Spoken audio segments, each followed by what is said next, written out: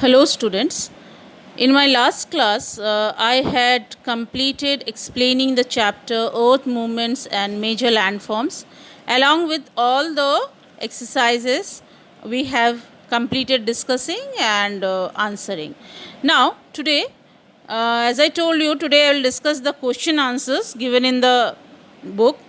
So, we will have a discussion of the question answers and I will just give you the answers, and what you have to do, you have to write in your notebook the answers for the given questions. Now, as I have told you, we will be doing in your book page number 116. As I have told you, we will be doing exercise D and E, and we will not do F and G. So, this answer the following questions in 80 to 100 words that we are not doing. And G, think an answer that you are not writing in your notebook. So, what you will be writing in your notebook, that is D, exercise D and E. Okay. So, you will be writing the answers for D and E. Now, I will start discussing the questions and answers. And I will give you some extra questions also that you also have to note down, and then you have to do it in your copy. So, first I will start with first question, page number 116, D. First question is, name the 7 major lithospheric plates. So, you already know the 7 lithospheric plates are, you already have an idea, that is the African plate, the Indo-Australian plate, the Eurasian plate, the Pacific plate, the North American plate, the South American plate and the Antarctic plate. So, you will be writing the answers for this. Number 2 is, what are the 3 types of plate movements? This also you have a clear idea. The 3 types of plate movements are convergent plate movement, divergent plate movement and transform plate movement. So, you will be writing only these plate movements. No need to describe more, because you already have seen that these questions you have to answer in 10 to 20 words. So, no need to describe all the plate movements. Just write the name of the plate movements. Number 3 is, where are most of the active volcanoes of the world located? You know the answer. This is, the most of the active volcanoes of the world are located in, you can write, the Pacific Ring of Fire and the Mid-World Mountain Belt. So, these 2 terms you can write, Pacific Ring of Fire and the Mid-World Mountain Belt. Next one, which instrument is used to record the tremors of an earthquake? This also you have an idea. The tremors of the earthquake is measured by or recorded by an instrument called seismograph, right? So, the tremors of an earthquake are recorded by an instrument called seismograph. What? Next question, number 5. What are the 2 types of forces that bring about gradation? The 2 types of forces that bring about gradation are the internal force and the external force. Okay. So, the 2 types of forces are the internal force and the external force which bring about gradation. Number 6 is, differentiate between gorges and moraines. So, you already have an idea. Gorge, what is gorge? Gorge, when a river erodes vertically through hard rocks, a very deep and narrow valley is formed. Such a valley is called gorge. So, as I am telling you the answers, you can just listen to me and you can write the answer. Again, I will repeat. Gorge is formed when a river erodes vertically through hard rocks. A very deep and narrow valley is formed. Such a valley is called a gorge. But what are moraines? Moraines are the deposits or the materials left behind by a moving glacier. The materials are usually clay, sand, gravel and boulders. So, again I will tell you the definition of moraines. That is, moraines are the deposits or the materials left behind by a moving glacier. The materials are usually clay, sand, gravel or boulders. Okay. So, this is the answer.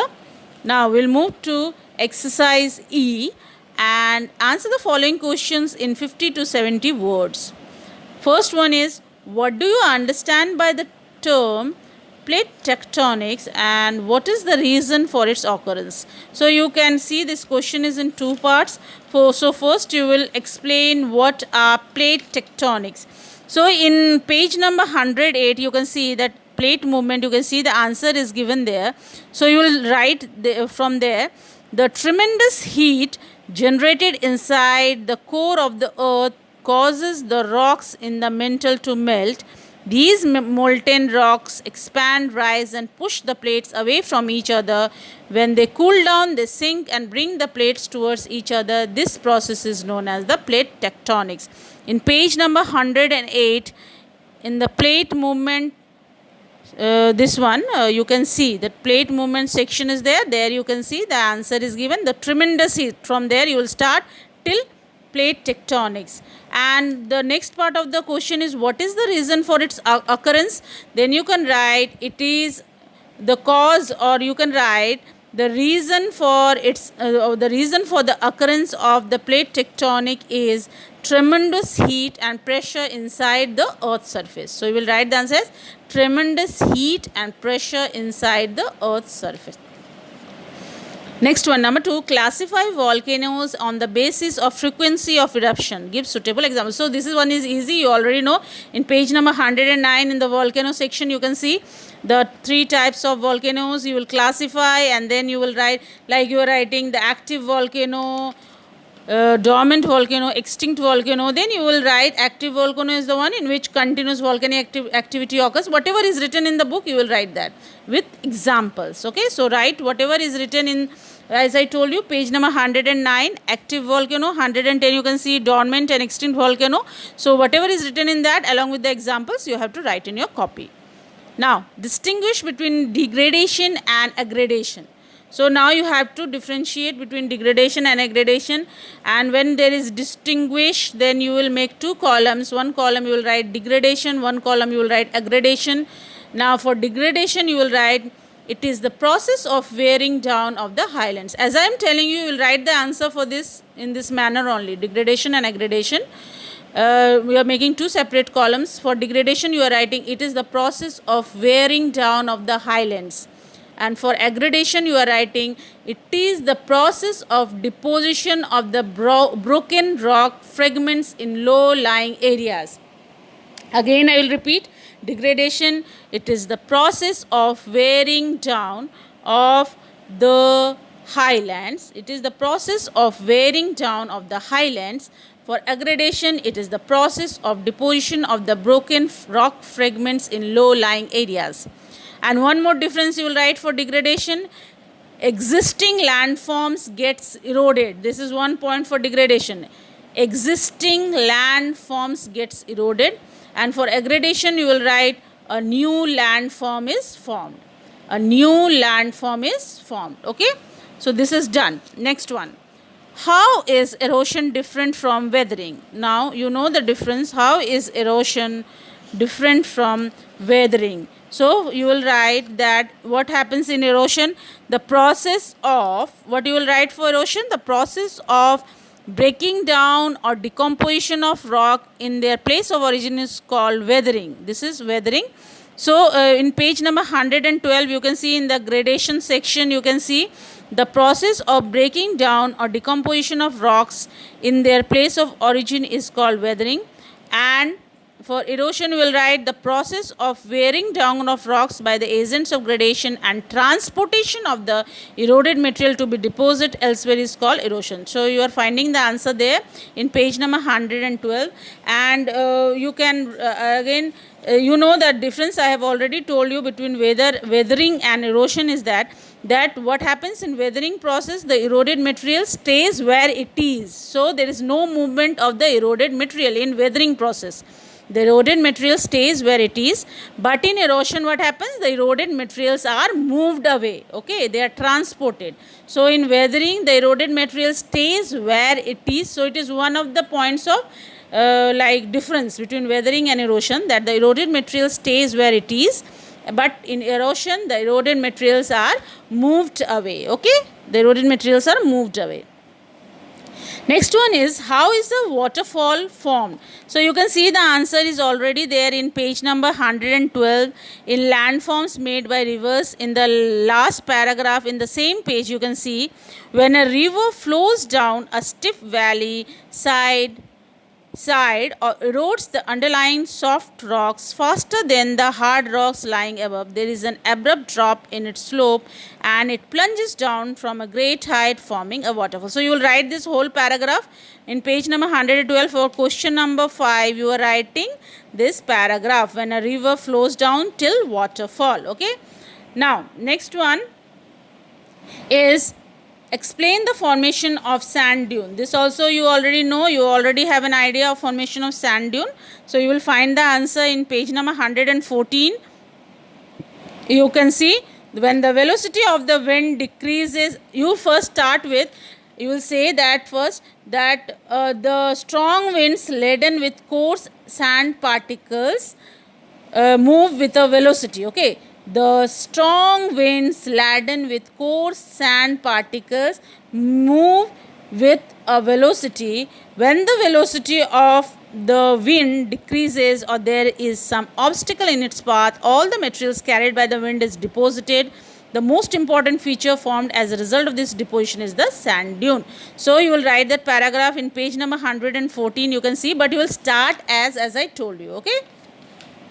Now next, so this question answer is done. Now I will give some more extra questions from my side. So as I told you, you have to draw a label diagram also. So the topics for the label diagram, you will write as, draw a label diagram of, what you have to draw the diagram for, you have to draw a diagram of a volcano. Okay, it is already there in the book. So you are drawing a label diagram of a volcano. Number 2 is an earthquake, showing the focus and the epicenter in the, you will draw, it's already there in the book. So earthquake showing its focus and epicenter. And number 3 is oxbow lake formation. So these 3 drawings you are doing. So first one, as I told you, a volcano, the picture is there in page number 109. Next one, an earthquake showing the focus and epicenter, that is also there in page number 111. And oxbow lake formation, that you can find in page number 113. Okay. So oxbow lake formation, these 3 drawings you are doing. Then I will give, you have to define the terms I give for defining is, number 1 is earthquake. Okay. Number 1 is earthquake. Number 2 is mushroom rocks. Number 3 is meanders. Number 4 is epicenter. Okay. So number 1 is earthquake. Number 2 is mushroom rocks. Number 3 is meanders. Number 4 is epicenter. So these 4 terms you have to define. Now next question from my side will be, you have to write 2 examples of. So first one is extinct volcano, 2 examples of extinct volcano. Number 2 is external forces, 2 examples of external forces. Number 3 is gradation process, 2 examples of gradation process. Number 4 is landforms made by river. Then number 5 is landforms made by waves. And number 6 is places of location of active volcanoes. Okay, so these all you have to do, and you will complete all the work in your notebook, and you will then this chapter is completed. So we come to an end of this chapter. So you please complete all these exercises in your notebook. Thank you children. Have a nice day.